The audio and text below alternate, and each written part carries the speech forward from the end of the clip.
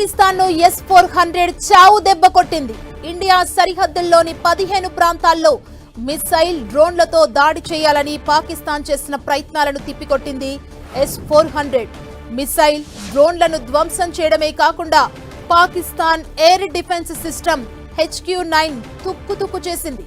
లాహోర్, సియాల్కోట్ వరకు వెళ్లిన భారత డ్రోన్లు చైనా తయారు చేసిన HQ-9 డిఫెన్స్ సిస్టమ్ ని సర్వనాశనం చేశాయి. పాక్ ప్రయోగించిన క్షిపణులు డ్రోన్లకు చెక్ పెట్టాయి. లాహోర్ తో పాటు 9 పాకిస్తాన్ నగరాల్లో ఇండియన్ ఆర్మీ డ్రోన్లతో అటాక్ చేసింది. ఇజ్రాయెల్ అందించిన హోరోప్ డ్రోన్లు పాకిస్తాన్ నగరాలపై స్వైర విహారం చేశాయి. ఇజ్రాయెల్ డ్రోన్ల దెబ్బకు పాకిస్తాన్ ఎయిర్ డిఫెన్స్ సిస్టమ్ ఎందుకు పనికి రాకుండా పోయింది. కరాచీ, రావల్పిండి స్టేడియం, చాహార్, గుజ్రన్వాలా, చాక్వాల్, భవాల్పూర్, మియానో, అటోక్ నగరాలపై భారత డ్రోన్లు విరుచుకుపడ్డాయి.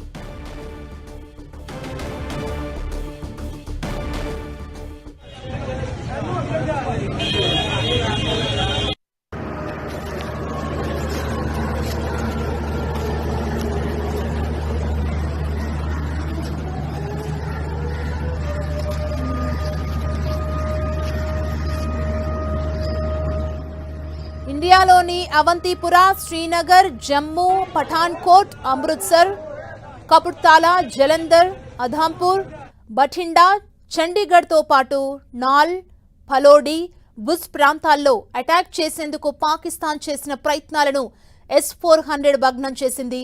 S-400 సుదర్శన్ చక్ర ఎయిర్ డిఫెన్స్ సిస్టమ్ దెబ్బకి పాక్ మిసైళ్లు ఎందుకు పనికి రాకుండా పోయాయి. 600 కిలోమీటర్ల రేంజ్లో ఫైటర్ జెట్స్, బాలిస్టిక్ మిసైళ్లు, డ్రోన్లను నిర్వీర్యం చేసే సామర్థ్యం S-400 కుంది. దీని ముందు పాక్ ఉపయోగిస్తున్న చైనాకు చెందిన HQ-9 రక్షణ వ్యవస్థలు అట్టర్ ఫ్లాప్ అయ్యాయి.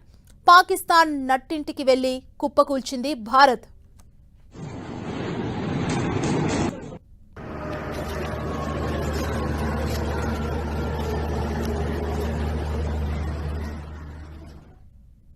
లాహోర్తో పాటు 9 పాకిస్తాన్ నగరాల్లో అటాక్ చేయడానికి ట్రై చేశారు. హోరోప్ డ్రోన్ల దెబ్బకు పనికి రాకుండా పోయాయి. పాకిస్తాన్ ఎయిర్ డిఫెన్స్ సిస్టమ్ ని భారత్ నాశనం చేసింది. మరింత సమాచారాన్ని తెలుసుకుందాం. ఇదే అంశానికి సంబంధించి మా ప్రతినిధి గోపి మనకు అందిస్తారు. గోపి,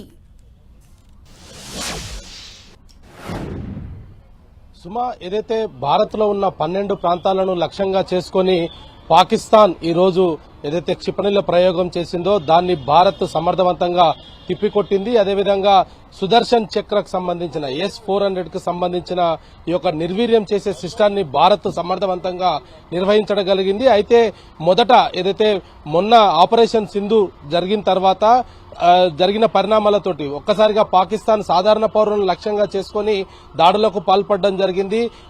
ఒక సాధారణ పౌరులను చంపేందుకే ఒక మిసైల్స్ దాడిని పాకిస్తాన్ మొదలు పెట్టడం జరిగింది. అయితే ఈ రోజు ఉదయం నుంచి కూడా పాకిస్తాన్ దాదాపు 12 ప్రాంతాలను కూడా లక్ష్యంగా చేసుకుని ఈ యొక్క వైమానిక దాడులకు పాల్పడేందుకు ప్రయత్నం చేయడం, వాటన్నిటిని కూడా సుదర్శన్ చక్ర సమర్థవంతంగా నిర్వీర్యం చేయడం జరిగింది. అదేవిధంగా పాకిస్తాన్ కి సంబంధించిన లాహోర్ లో ఉన్న ఈ వైమానిక రక్షణ వ్యవస్థను కూడా భారత్ నిర్వీర్యం చేయడం జరిగింది. ఆపరేషన్ సింధూర్ 2.0 నడుస్తుందని చెప్పుకోవచ్చు. ప్రత్యక్ష యుద్ధానికి భారత్ సిద్దమైంది. ఇప్పటికే పాకిస్తాన్ గత 14 రోజులుగా కూడా ప్రతినిత్యం కూడా కవ్వింపు చర్యలకు ఎల్ఓసి వెంట, అదేవిధంగా అంతర్జాతీయ సరిహద్దు వెంట కవ్వింపు చర్యలకు పాల్పడుతున్న పాకిస్తాన్ కు ధీటైన సమాధానం చెప్తున్న పరిస్థితి ఉంది. అధునాతన టెక్నాలజీ ఉన్న భారత్ ను తట్టుకోలేక పాకిస్తాన్ విలవిలలాడుతున్న పరిస్థితి ఉంది. ఇప్పటికే అమెరికా ఆ దేశ పౌరులందరినీ కూడా లాహోర్ విడిచి వెళ్లాల్సిందిగా కూడా అధికారిక ప్రకటన కూడా చేయడం జరిగింది. లాహోర్ లో కూడా మన భారత వైమానిక దళాలు పూర్తి స్థాయిలో అక్కడ విధ్వంసం సృష్టిస్తున్నాయని చెప్పొచ్చు. కరాచీలో, అదేవిధంగా లాహోరు, ఇతర 9 ప్రాంతాలకు పాకిస్తాన్ లో ఉన్న 9 ప్రాంతాలను కూడా భారత్ తమ మెరుపు దాడినైతే చేస్తున్న పరిస్థితి ఉంది. కేవలం ఆర్మీ క్యాంపులనే టార్గెట్ గా చేసుకుని ఈ యొక్క దాడులైతే కొనసాగుతున్నాయి. ఇప్పటికీ కూడా పాకిస్తాన్ లోని పౌరులకు ఎవరికీ కూడా ప్రాణ నష్టం జరగకుండా కేవలం ఆర్మీకి సంబంధించిన స్థావరాలనే లక్ష్యంగా చేసుకుని భారత్ అయితే విరుచుకుపడుతున్న పరిస్థితి ఉంది. ఏదైతే చైనా నుంచి తెచ్చుకున్న సిస్టమ్స్ అన్ని కూడా భారత్ నిర్వీర్యం చేయడంలో సఫలమైందని చెప్పుకోవచ్చు. అయితే ఇజ్రాయెల్ నుంచి ఉన్న టెక్నాలజీ ఏదైతే S-400 కి సంబంధించిన టెక్నాలజీ తోటి ప్రస్తుతం పాకిస్తాన్ ని అతలాకుతలం చేస్తున్న పరిస్థితి అయితే కనపడుతుంది. అయితే సాధారణ పౌరులు గోపి అంటే పాకిస్తాన్ ని S-400 సుదర్శన చక్ర చావు దెబ్బ కొట్టిందని చెప్పాలి. ఈ S-400 ప్రత్యేకతలు ఏంటి? ఎందుకంటే అన్ని డ్రోన్స్ ని కూడా అడ్డుకోగలిగింది. ఏం చెప్తున్నారు మన వాళ్ళు? రైట్, ఇది దాదాపు 600 కిలోమీటర్ల దూరం నుంచి వచ్చే ప్రతి రాడార్ సిస్టమ్స్ ని కూడా గుర్తించగలదు. వాటిని తనంతా తానే స్వయంగా నిర్వీర్యం చేయగలిగే శక్తి ఈ యొక్క S-400 కి ఉంది. అయితే పాకిస్తాన్ ఏదైతే 12 ప్రాంతాలను ఏకకాలంగా లక్ష్యంగా చేసుకుని దాడులకు పాల్పడాలంటూ కూడా క్షిపణులను ప్రయోగించే నేపథ్యంలో ఈ S-400 తనకు తానుగానే ఆ యొక్క క్షిపణులన్నింటినీ కూడా నిర్వీర్యం చేయడం జరిగింది. దానికి సంబంధించిన కొన్ని శకలాలు పంజాబ్ లో కొంత ప్రాంతంలో పడడం జరిగింది. కొన్ని శకలాలు భారత భూభాగంలో పడ్డప్పటికీ అవి పేలకుండా రాడార్ సిస్టమ్స్ అన్నింటినీ కూడా S-400 కంట్రోల్ చేయగలిగింది. అయితే ఇది కేవలం కంట్రోల్ మాత్రమే చేయడం కాదు, వాటిని నిర్వీర్యం చేసి లక్ష్యాన్ని ఛేదించగలిగే సామర్థ్యం ఉన్న ఈ S-400 కు భారత్ వద్ద ఒక వజ్రాయుధం అనే చెప్పుకోవచ్చు. ఎందుకంటే ఇటువంటి సిచ్యువేషన్స్ లో S-400 పనితీరు అనేది కూడా ప్రపంచ దేశాలకు ఒకసారి భారత్ సత్తాను చూపించే ప్రయత్నం చేసిందని చెప్పొచ్చు. ఎందుకంటే S-400 కేవలం మిసైల్స్ నిర్వీర్యం చేయడమే కాకుండా పాకిస్తాన్ లో ఉన్న ఏదైతే ఎయిర్ బేస్ క్యాంప్ ఉందో దాన్ని కూడా పూర్తిగా నిర్వీర్యం చేయడం జరిగింది. ఉదయం పాకిస్తాన్ లో జరిగిన బాంబులకు సంబంధించి అంటే మొదట కూడా కొంత సోషల్ మీడియా వేదికగా పాకిస్తాన్ లో బాంబులు సౌండ్స్ వచ్చాయి, దాదాపు 3 చోట్ల కూడా బాంబులు పడ్డాయంటూ కూడా సోషల్ మీడియాలో వచ్చిన నేపథ్యంలో ఒకసారిగా ఇటు భారత్ కూడా అలర్ట్ అవ్వడం జరిగింది. అయితే వీటన్నిటిని కూడా పాకిస్తాన్ భారత్ పైన లక్ష్యాన్ని చేసి దాదాపు 12 చోట్ల కూడా ఈ యొక్క మిసైల్స్ ను ఒకేసారిగా వదలడంతో ఆ వాటిని నిర్వీర్యం చేయడంతో పాకిస్తాన్ భూభాగంలోనే అవన్నీ పడ్డట్టుగా అయితే కొంత తర్వాత తెలిసిన పరిస్థితి అయితే కనపడుతుంది. అయితే మొత్తానికి భారత్ దాడి అయితే కొనసాగుతూ ఉంది. ఇంకా కీలక ప్రాంతాలను, ఆర్మీ బేసెస్ క్యాంపులను, ఉగ్రవాద స్థావరాలను లక్ష్యంగా చేసుకునే ప్రస్తుతం భారత్ అయితే పాకిస్తాన్ పైన విడుచుకుపడుతుందనే చెప్పొచ్చు. ఎల్ఓసి వెంట దాదాపు 14 రోజుల నుంచి ఓపికగా ఉన్న భారత్ తన సహనాన్ని కోల్పోయిందనే చెప్పుకోవచ్చు. పాకిస్తాన్ లో ఉగ్రవాదం లేకుండా, ప్రపంచవ్యాప్తంగా కూడా ఉగ్రవాది అనేవాడు లేకుండా చేసేదే ప్రధాన లక్ష్యంగా అయితే ప్రస్తుతం భారత్ ముందుకు వెళ్తున్న పరిస్థితి అయితే ఉంది. గోపి అంటే సింధూర్ 2.0 స్టార్ట్ అయిందని అనుకోవచ్చా? ఖచ్చితంగా సుమా, ఎందుకంటే దీంట్లో ఇందాక కూడా ఆల్ పార్టీ మీటింగ్ లో కూడా ఇదే అంశాన్ని కూడా మాట్లాడడం జరిగింది. ఆపరేషన్ సింధూర్ లో ఎంతమంది ఉగ్రవాదులు చనిపోయారని విపక్షాలు అడిగిన నేపథ్యంలో వాళ్ళందరికీ కూడా ఇంకా ఆపరేషన్ కొనసాగుతూ ఉంది. ఇప్పుడే మృతులకు సంబంధించి కావచ్చు, దానికి సంబంధించిన రక్షణ వ్యవస్థకు సంబంధించిన విషయాలను వెల్లడించలేమనేది కూడా రాజ్నాథ్ సింగ్ చెప్పడం జరిగింది. దాన్నే కిరణ్ రిజిజు కూడా చెప్పడం జరిగింది. ఇంకా ఆపరేషన్ కొనసాగుతూ ఉంది అని చెప్పారు. మొన్న ఏదైతే ఆపరేషన్ సింధూర్ జరిగిన తర్వాత ప్రెస్ మీట్ లో కూడా ప్రశ్నలకు తావు లేదు, మరొకసారి మిమ్మల్ని కలుస్తామంటూ కూడా చెప్పడము, వీటన్నిటి సంకేతాలు కనుక పాకిస్తాన్ చేసే కవ్వింపు చర్యల వెనుకాలనే భారత్ ఆచితూచి గత 14 రోజులుగా కూడా వేచి చూస్తున్న నేపథ్యంలో ఈ రోజు ఉదయం నుంచి కూడా భారత్ లో ఉన్న ఏదైతే సైనిక స్థావరాలనే లక్ష్యంగా చేసుకుని 12 చోట్ల ఒక్కసారి దాడి చేసే ప్రయత్నం చేయడంతో భారత్ ధీటుగా పాకిస్తాన్ కు సమాధానం చెప్తుంది. అంతేకాకుండా పాకిస్తాన్ లో ఉన్న కీలక ప్రదేశాలను, అదేవిధంగా ఆర్మీ క్యాంపులను లక్ష్యంగా చేసుకుని ప్రస్తుతం అయితే భారత్ కు సంబంధించిన డ్రోన్ వ్యవస్థలు పూర్తిగా నిర్వీర్యం చేస్తున్నాయి. అదేవిధంగా ఉగ్రవాదుల స్థావరాలను కూడా ప్రస్తుతం లక్ష్యంగా అయితే భారత్ కదలికలైతే జరుగుతున్న నేపథ్యంలో పాకిస్తాన్ ప్రజలు కూడా భయం గుప్పట్లోనే బతుకుతున్నారు. ఎప్పుడు ఏ నిమిషం ఎక్కడి నుంచి దాడి జరుగుతుందన్న భయంలో అయితే ప్రస్తుతం పాకిస్తాన్ ప్రజలు ఉన్నారని చెప్పుకోవచ్చు. ఇప్పటికే అక్కడ ఉన్న విదేశాలకు చెందిన యాత్రికులను కూడా దేశం విడిచి వెళ్లిపోవాల్సిందిగా కూడా కోరడం జరిగింది. ఈ నేపథ్యంలో పాకిస్తాన్ లోని వైమానిక స్థావరాలన్నింటినీ కూడా మూసివేయడం జరిగింది. మరి దీంతో ప్రస్తుతం పాకిస్తాన్ కొంత ఆందోళనకర పరిస్థితుల్లో ఉందని చెప్పుకోవచ్చు.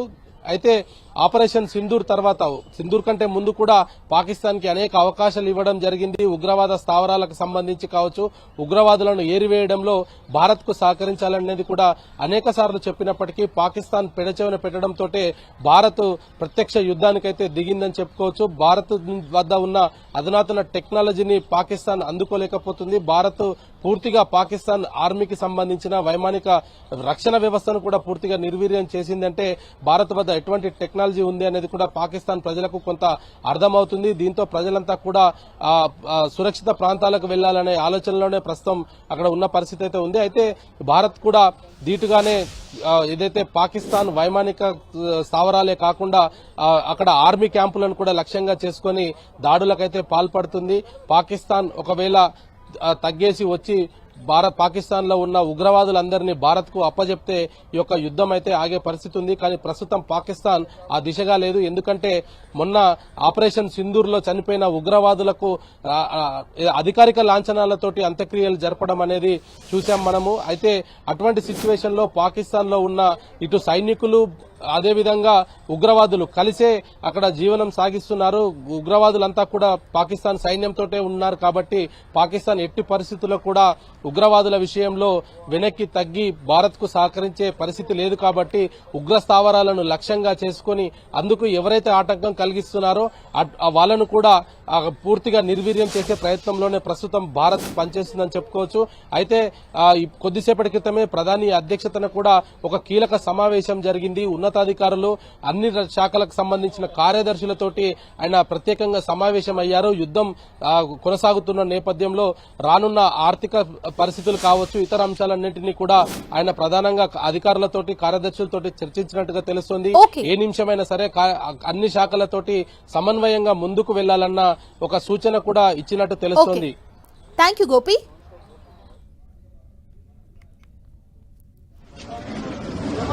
పేలుళ్లతో దద్దరిల్లింది మనం చూడొచ్చు. ప్రస్తుతం దానికి సంబంధించిన విజువల్స్ ని చూస్తున్నాం. పాకిస్తాన్ లోని రావల్పిండి స్టేడియం పై అటాక్ కి సంబంధించిన దృశ్యాలు మనం టీవీ స్క్రీన్ మీద చూడొచ్చు.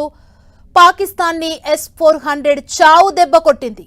ఇండియా సరిహద్దుల్లోని 15 ప్రాంతాల్లో మిసైల్ డ్రోన్లతో దాడి చేయాలని పాకిస్తాన్ చేసిన ప్రయత్నాలను తిప్పికొట్టింది S-400. మిసైల్ డ్రోన్లను ధ్వంసం చేయడమే కాకుండా Pakistan air defence system HQ-9 తుక్కు చేసింది. లాహోర్, సియాల్కోట్ వరకు వెళ్లిన భారత డ్రోన్లు చైనా తయారు చేసిన HQ-9 డిఫెన్స్ సిస్టమ్ ని సర్వనాశనం చేశాయి. పాక్ ప్రయోగించిన క్షిపణులు డ్రోన్లకు చెక్ పెట్టాయి. లాహోర్తో పాటు 9 పాకిస్తాన్ నగరాల్లో ఇండియన్ ఆర్మీ డ్రోన్లతో అటాక్ చేసింది. ఇజ్రాయిల్ అందించిన హోరోప్ డ్రోన్లు పాకిస్తాన్ నగరాలపై స్వైర విహారం చేశాయి. ఇజ్రాయిల్ డ్రోన్ల దెబ్బకు పాకిస్తాన్ ఎయిర్ డిఫెన్స్ సిస్టమ్ ఎందుకు పనికి రాకుండా పోయింది. కరాచీ, రావల్పిండి స్టేడియం, చోహార్, గుజ్రన్వాలా, చాక్వాల్, భవాల్పూర్, మియానో, అటోక్ నగరాలపై భారత డ్రోన్లు విరుచుకుపడ్డాయి.